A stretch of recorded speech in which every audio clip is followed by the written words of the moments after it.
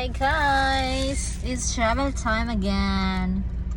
So, nandito kami ngayon sa Port ng Kawayan going to Cebu City. Tignan nyo guys, ang dami sasakay. At sana ay pala rin. Kasi pag maiwan na naman, divert tayo ng ibang pier. Hindi ito nakakatuwa. Pero parang nakakasakay naman. In fairness, na early tayo ngayon. Yung pagdating natin, hindi pa nakarating yung barko.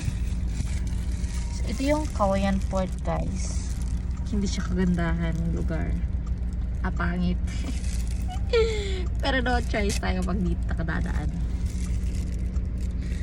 Anyway, ang port ng Kawayan is under development pa ngayon.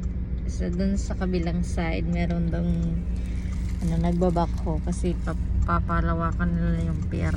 Kasi ang liit ng pier na to. Pag magkasalobo yung dalawa sasakyan ng hirap, tapos hindi pa sementado lahat, punta dito sa sa Parco talaga.